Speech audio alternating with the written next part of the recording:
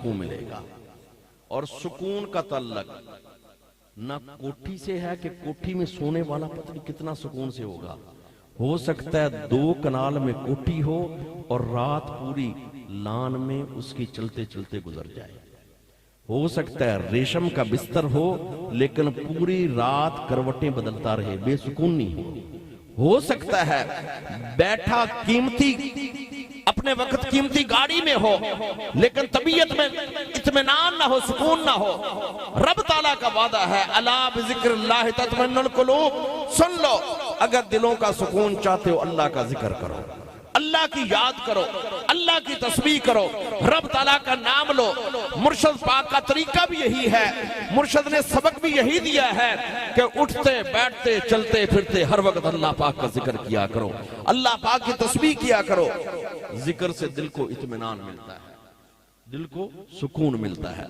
और ये कैसे हो सकता है कि अगर एक साइंसदान कोई मशीनरी इजाद करे, अब इस तरह होता है, पंखे आते हैं, लाइटें आती हैं, कोई भी आप ऐसी चीज जाकर बाजार से लेना, जब वो चीज खोलेंगे ना, कोई भी मशीनरी हो, पंखा लाइट, एक छोटा सा किताबचा भी साथ निकलता है। वो किताबचा क्या होता है? बताने के लिए कि इस्तेमाल ऐसे करना है। अगर बटन इधर किया तो हो सकता है टूट जाए, चलाना ऐसे है, 1 नंबर पर ये होगा, 2 नंबर पर ये किताबचा किस लिए? ताकि मशीन खराब ना हो जाए। यह है इंसान की मशीन, इसको चलाने का तरीका रब का कुरान, इसको चलाने का तरीका रब का कुरान। ये मशीनरी है। अल्लाह पाक ने बता दिया कि तूने खाना भी है हलाल खाना, पीना भी है हलाल पीना। या अल्लाह खा भी लें पी भी लें, दिल को सुकून है तो क्या करें? फरमाया अल्लाह की याद करो, अल्लाह की याद करो, अल्लाह का जिक्र करो। सारे काम तुम दुनिया के कर लो, लेकिन अगर अल्लाह पाक की याद से गफलत है तो फिर बेसुकूनी आना यकीनी बात है। ये हो ही नहीं सकता कि एक बंदा दहकते अंगारों के पास बैठे और कहे मुझे तपश महसूस ना हो। नहीं, ऐसे नहीं हो सकता। एक बंदा बैठे गंदगी के ढेर के पास और कहे मुझे खुशबू आनी चाहिए, नहीं हो सकता। एक बंदा बैठे कांटों पर और कहे मुझे चुभन महसूस ना हो, नहीं हो सकता। एक बंदा हो याद इलाही से गाफिल और कहे मुझे सुकून मिल जाए, ऐसे भी नहीं हो सकता। ज़ाब्ता यही है। अल्लाह पाक ने इरशाद भी यही फरमाया है, अला बिज़िक्रिल्लाह तत्मइन्नुल कुलूब। अगर दिलों का सुकून चाहते हो तो अल्लाह पाक का जिक्र किया करो। गोया कि अगर दिलों को आबाद करना है, रोशन व मुनव्वर करना है, तो अल्लाह पाक का जिक्र किया करो। आका अलैहिस्सलातु वस्सलाम ने फरमाया, मसलुल लज़ी यज़कुरु वल्लज़ी ला यज़कुरु कमसिल हय्य वल मय्यित। मेरे आका ने फरमाया, जिसको जिक्र करना नसीब हो जाए वो जिंदा है। अंदाजा लगाइए, जिंदगी का मेयार अगर देखा जाए, डॉक्टर साहब कहते हैं कि नब्ज चलती है, बंदा जिंदा है। डॉक्टर साहब कहते हैं कि अगर दिल की धड़कन है, जिंदगी की अभी रमक है। आंखों का घूमना, पलकों का चपकना जिंदगी है। ये अलामतें हैं। हदीस मुस्तफा कहती ये सारे काम हो रहे हो, ये सारे काम, नब्ज चल रही हो, दिल की धड़कन हो, आंखें पलकें चपक रही हो, लेकिन अल्लाह की याद नहीं। हदीस मुस्तफा कहती बंदा मुर्दा है, बंदा मुर्दा है। हदीस मुस्तफा कहती है कि अगर इनमें से कोई काम भी ना हो, लोग कहें मर गया है, हदीस मुस्तफा कहती बंदा जिंदा है, क्योंकि अल्लाह की याद करते करते चला गया। मसलुल लज़ी यज़कुरु वल्लज़ी ला यज़कुरु कमसिल हय्य वल मय्यित। जिसको अल्लाह पाक का जिक्र करना नसीब हो गया वो जिंदा है, और जो अल्लाह पाक की याद से गाफिल है मुर्दा है। और फिर आका अलैहिस्सलातु वस्सलाम ने फरमाया कि अपने घरों को कब्रिस्तान ना बनाओ। आका अलैहिस्सलातु वस्सलाम ने फरमाया अपने घरों को कब्रिस्तान ना बनाओ। गुलामों ने अर्ज की, या रसूलल्लाह सल्लल्लाहु अलैहि वसल्लम, क्या घर भी कब्रिस्तान बन जाते हैं जिसके अंदर जिंदा अफराद मौजूद हों? मेरे आका ने फरमाया, जिस घर में जिक्र तिलावत नमाज ना हो, ऐसे घर कब्रिस्तान बन जाते हैं। यानी वहां पर वीरानी होती है, वहां पर वहशत होती है, बेसुकूनी होती है, इत्मीनान नहीं मिलता। तो अपने दिलों को भी रोशन करें, अपने घरों को भी आबाद करें, अल्लाह के जिक्र के साथ, अल्लाह की याद के साथ, और अकेले जिक्र करें। अल्लाह पाक को महबूब है, लेकिन जब महफिल जिक्र नसीब हो जाए, इस महफिल को गनीमत समझा करें। वो किसी जगह पर नसीब हो जाए, महफिल जिक्र जहां नसीब हो जाए, महफिल जिक्र गनीमत है, क्योंकि अकेले जिक्र करने से सिर्फ नेकियों में इजाफा होता है। लेकिन जब महफिल में बैठकर जिक्र किया जाए, हदीस मुस्तफा कहती है कि महफिल में जिक्र करना ये ऐसा अमल है कि जो भी महफिल में आ गया, जिस नियत से आ गया, अल्लाह पाक सबके गुनाहों को माफ फरमा देंगे। बल्कि इस हदीस पाक को सामने रखकर हम ये कह सकते हैं कि महफिल जिक्र ये बख्शिश इलाही का ऐसा बाजार लग जाता है जिसमें खोटे सिक्के भी चल जाते हैं। जो जिक्र करने के लिए घर से वुजू करके नियत करके आता है, गुनाह उसके भी माफ हो जाते हैं। जो अचानक राह चलते चलते, राह गुजरते गुजरते आ गया, बैठ गया, गुनाह उसके भी माफ हो जाते हैं। तो इसलिए जिक्र और दूसरा काम शुक्र अल्लाह पाक की नेमतों का। अल्लाह पाक फरमाते हैं व इन तउद्दू नेमतल्लाहि ला तुहसूहा। अल्लाह पाक फरमाते हैं अगर तुम मेरी नेमतों को गिनने पर आ जाओ ना, कि हम नेमतें गिने, अल्लाह पाक फरमाते हैं ला तुहसूहा, तुम गिनती में मेरी नेमतों को ला नहीं सकते।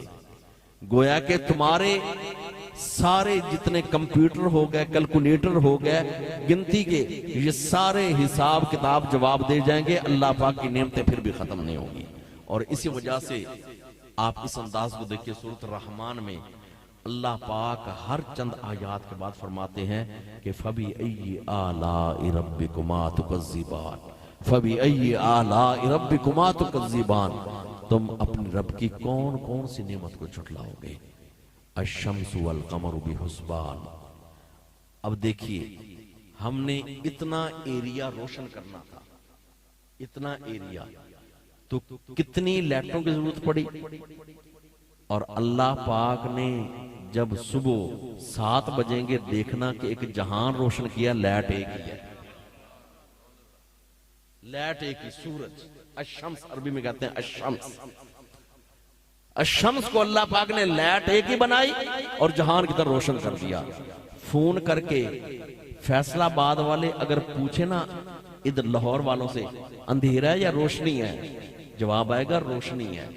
आगे फोन करें कराची वालों को, भाई अंधेरा है कि रोशनी है, रोशनी। लाइटें कितनी, लाइट एक। अल्लाह पाक फरमाते हैं फबी अय्यि आलाइ रब्बिकुमा तुकज़्ज़िबान। एक एक नेमत को अल्लाह पाक ने जिक्र कर फरमाया फबी अय्यि आलाइ रब्बिकुमा तुकज़्ज़िबान। तो अल्लाह पाक फरमाते हैं अगर तुम मेरी नेमतों को गिनना शुरू कर दो, मेरी नेमतों को इहाता शुमार में नहीं ला सकते। तो अल्लाह पाक ने फरमाया ला इन शकरतुम ला अज़ीदन्नकुम, अगर तुम मेरी नेमतों का शुक्र अदा करोगे, मैं तुम्हारी नेमतों में इजाफा करता जाऊंगा। हालांकि शुक्र बंदे ने रब ताला का करना है, लेकिन अल्लाह पाक फरमाते हैं कि मैं बेपरवाह हूं। अल्लाह पाक ने फरमाया मैं बेपरवाह हूं, सारा जहान भी नाशुक्रा हो जाए, मेरी खुदाई में फर्क फिर भी नहीं पड़ेगा। इन्नल्लाह लगनियुन हमीद, अल्लाह पाक ने फरमाया कुरान हकीम में, इन्नल्लाह लगनियुन हमीद, अल्लाह पाक बेपरवाह है, काबिले तारीफ है। अगर सारा जहान भी नाशुक्रा हो जाए, उसकी रुबूबियत में, उसकी खुदाई में, उसके इख्तियारात में, कुन फयकून के अमर में कोई फर्क नहीं आएगा। लेकिन अल्लाह पाक फरमाते हैं ऐ बंदा खुदा, शुक्र तू कर, तेरे शुक्र करने का तेरी जात को फायदा होगा, तेरी नेमतों में इजाफा होता जाएगा, तेरी नेमतों के अंदर और इजाफा होता जाएगा। और इसी वजह से कहते हैं कि इजाफा वो होता है कि पहली चीज खत्म ना हो। जग में दूध 1 किलो हो, सूफी मेहता साहब के हाथ में दूध हो, और अगर अल्लाह ना करे किसी का हाथ लगे तेजी में चलते हुए, दूध गिर जाए, किसी और को मेहरबानी आए, वो दूध जग में डाल दे, किलो आया, किलो है, लेकिन ये इजाफा नहीं है, ये इजाफा नहीं है। इजाफा तब होता पहला दूध जग में रहता, फिर इसमें बेशक आधा किलो डाल जाता, इसको कहते हैं इजाफा। इसलिए इस एक आयत मुबारका में एक नहीं दो हुक्म है। फरमाया शुक्र अदा करना तेरा काम है, तेरी मौजूदा नेमतों को भी मैं बरकरार रखूंगा। ये एक फायदा, जो शुक्र करने का आदी हो जाए उसकी मौजूदा नेमतें बरकरार रहती हैं, नेमतों को जवाल नहीं आता। बहुत सारे लोग हमारे पास इस बात का जिक्र करते हैं, जनाब बड़ा कारोबार सी, जनाब बहुत सब्जी मंडी के अंदर बड़ा काम सी, उथे बड़ा गन्ना मंडी बड़ा काम सी, बड़ा कारोबार कपड़े का सी, पता नहीं की हो गया, अचानक हम उल्ट पुलट हो गया। दुआ हम जरूर करते हैं, दिल से दुआ करते हैं, जिसने भी कहा है खुलूस से दुआ करते हैं, लेकिन साथ संगी को इशारतन कहते भी हैं कि आप भी अपनी अदाओं पर जरा गौर करें, हम कहेंगे तो शिकायत होगी। ये जो तेरा काम उल्ट पुलट हुआ ना, इसके पीछे नाशुक्री आई है किसी जगह पर, चाहे तेरे अमल में, चाहे तूने रिज़्क का इस्तेमाल ठीक नहीं किया, चाहे तूने उसके सही तरह से हुकूक अदा नहीं किए। तेरे पास जब रिज़्क के दरवाजे खुले हुए थे, तेरा हक बनता था कि तू गरीबों का ख्याल रखता, मसाकीन का ख्याल रखता, बेवाओं का ख्याल रखता, गरीब अजीजो अकरबा का ख्याल रखता, गरीब अपने पड़ोसियों का ख्याल रखता। तेरा हक था कि इस रिज़्क को गलत जगह पर इस्तेमाल ना करता, तेरे याराने गलत ना होते, तेरा आना जाना गलत घरों में ना होता। इन चीजों का ख्याल तू कर, फिर देखना तेरे लिए रिज़्क के दरवाजे खुलते हैं कि नहीं खुलते। जिसको भी ऐसा काम उल्ट पुलट होता है ना, उसके पीछे कोई ना कोई, ये मालिक जानता होता है कि वजह क्या है, बाल कोई ना कोई कमी कोताही जरूर आती है, और उस कमी को दूर करना चाहिए। कमी को दूर कैसे किया जा सकता है? उस जात का शुक्र करके, जुबान से भी शुक्र, जबीने न्याज से भी शुक्र, दिल से भी शुक्र, और अपने अमल से भी शुक्र। हर हाल में शुक्र करके मालिको खालिक को जो बंदा राजी करता है, अल्लाह पाक फरमाते तेरी नेमतों को जवाल नहीं आ सकता।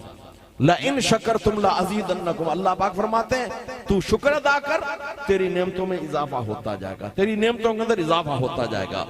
और शुक्र के लिए दुनियादारी के जितने मामलात हैं, अगर बंदा निगाह रखेगा नीचे तो दिल में आएगा शुक्र, अगर निगाह जरा बुलंद रखेगा दिल में नाशुक्री आ सकती है। मिसाल के तौर पर मोटरसाइकिल साइकिल दोनों ही सवारियां हैं, लेकिन अगर साइकिल वाला सोचेगा कि फलां के पास मोटरसाइकिल है, मेरे पास साइकिल है, मेरे पास तो कुछ भी नहीं, जो बंदा ये सोचेगा दिल में नाशुक्री आ सकती है। और जो बंदा साइकिल पर जा रहा हो और सोचेगा यार वो बंदा तो पैदल जा रहा है, या अल्लाह तेरा शुक्र है साइकिल तो मेरे पास है ना, तो दिल में जरूर शुक्र की कैफियत आएगी। शुक्र बरकरार रखने के लिए हमेशा निगाहें नीची रखनी चाहिए, हमेशा उनको देखना चाहिए जिनके पास वो नेमतें नहीं हैं, तो दिल में जरूर आएगा शुक्र अल्हम्दुलिल्लाह रब्बिल आलमीन, शुक्र अल्हम्दुलिल्लाह रब्बिल आलमीन। और इसी तरह का एक वाक़या शेख सादी रहमतुल्लाह अलैह का जिक्र करके इंशाअल्लाह ऐसे उसके बाद सलातो सलाम कि आपने बहुत सारी हिकायत शेख सादी रहमतुल्लाह अलैह ने, क्योंकि आपने इल्म सीखा है सफर करके, शेख सादी ने इल्म सीखा है सफर करके। जितने सफर आपने किए, शेख सादी ने किए, शायद किसने किए हो, लंबे लंबे सफर आपने किए। और आपने अल्लाह पाक के हुजूर जो इल्तिजा की है, वो दुआ भी बड़ी इस मकबूल है, उसके अल्फाज भी सुन लें। आपने फरमाया कि करीमा बबख्शाए बरहाल मा के हस्तम असीरे कमंदे हवा, फारसी जुबान है। नदारिम गैर अस्तु फरियाद रस, तू यासियारा खता बख्शो बस, निगाहदार मारा जिराए खता, खता दर गुजारो सवाब अल्लाह। खुलासा ये मेरे मौला तेरी जात ही करीम है, तेरे दरबार के अलावा मैं किसके आगे अपने गुनाहों को पेश करूं। मेरे मौला तू ही माफ फरमाने वाला है, मेरे मौला जितने भी खता इसियां हुई हैं मेरे मौला सब तो अपने फजल करम से माफ फरमा दे। तो आप फरमाते हैं कि मैं एक दफा सफर कर रहा था, सफर में मेरे पास उन वक्तों में सवारी होती थी घोड़ा, ऊंट, खच्चर या गधा, ये 4 सवारियां होती थी। आप फरमाते हैं कि मेरे पास कोई सवारी भी नहीं थी। चलते चलते जो पांव का जूता था चमड़े का, वो भी चलने की वजह से टूट गया। शेख सादी कहते हैं जब जूता टूट गया तो बगैर जूते के चला तो पांव से खून बहना शुरू हो गया। शेख सादी फरमाते हैं कि जुबान पर नहीं आया, दिल में ख्याल आया कि सादी तेरे पास सवारी तो दूर की बात है, तेरे पांव में तो जूता था वो भी टूट गया है, और तू अपने आप को कहता मैं मुसलमान हूं, कलमा पढ़ने वाला हूं, तेरे पांव में तो जूता भी नहीं है। कहते हैं दिल में ये बात आई। सफर करते करते दिमिश्क की जामिया मस्जिद तक पहुंचे हैं। कहते हैं दिमिश्क की जामिया मस्जिद के दरवाजे पर देखता हूं कि एक शख्स जिसके दोनों पांव कटे हुए हैं वो हाथ फैलाकर लोगों से भीख मांग रहा था। शेख सादी कहते हैं जो मेरे दिल में थोड़ा सा ख्याल आया भी था, उसके कटे हुए पैरों को देखा, अपने सलामत पैरों को देखकर कहा शुक्र अल्हम्दुलिल्लाह रब्बिल आलमीन, शुक्र अल्हम्दुलिल्लाह रब्बिल आलमीन। दिल में शुक्र की कैफियत लाने के लिए हमेशा इर्द गिर्द देखते रहा करें और अल्लाह पाक की जाते पाक का शुक्र अदा करते रहा करें। तो इसलिए जिक्र और शुक्र 2 अजीम दौलतें हैं, अजीम नेमतें हैं। ये सबक खुद भी याद रखें और अपने घरों में जाकर बीवी, बच्चों, अहलो अयाल जिस मजलिस में बैठे वहां भी बताया करें कि जिक्र और शुक्र करना जिसको नसीब हो गया उसका ये जहान आसान भी है, कामयाब भी है, और अगला जहान आसान भी है, कामयाब भी है। तो अब इस तरह के इंशाअल्लाह ताला इरादा ये सूफी अब्दुल रज़ाक साहब आ गया, सूफी अब्दुल रज़ाक साहब हक अल्लाह बाबा जग गया। अल्हम्दुलिल्लाह सिलसिला आलिया नक्शबंदिया का मामूल ये है कि जिस वक्त कोई संगी रास्ते पर चल पड़ता है और ये सर पर जो दस्तार बांधी जाती है, इस दस्तार का मतलब ये नहीं होता कि सारी मंजिलें तय हो गई। इस दस्तार का मतलब है कि अल्लाह की है सीढ़ी पर कदम आ गया है। इस दस्तार का मतलब ये होता है कि अल्हम्दुलिल्लाह सीढ़ी पर कदम आ गया है, अब ये सीढ़ी पर कदम आगे चलते जाए। तो इनको बाबा अब्दुल रज़ाक साहब को भी इसी तरह इंशाअल्लाह ताला अभी सिलसिला आलिया, नक्शबंदिया, मुजद्ददिया, मोहरविया, अजीजिया, महबूबिया, इनको इस वक्त इंशाअल्लाह ताला ऐसे इंशाअल्लाह इजाजत दस्तार खिलाफत दी जाती है। मकसद ये है कि खुद भी अल्लाह पाक का जिक्र करें, अल्लाह के मखलूक को करवाएं। जिस तरह अपने इलाके में पहले ड्यूटी दे रहे हैं, अल्हम्दुलिल्लाह बाबा जी माशाअल्लाह तहज्जुद के वक्त उठकर अजान फजर का इंतजार करते हैं। जब जिस वक्त अजान फजर हो जाती है तो गलियों के अंदर हक अल्लाह की सदा बुलंद करते हैं, संगियों कहते हैं हक अल्लाह संगियों आ जाओ। तो अल्लाह पाक इनको इसी तरह इस्तिकामत अता फरमाए और इसी तरह से अल्लाह का जिक्र, अल्लाह के प्यारे हबीब का जिक्र करने की तौफीक अता फरमाए। अल्लाह अल्लाह अल्लाह अल्लाह अल्लाह अल्लाह अल्लाह अल्लाह अल्लाह अल्लाह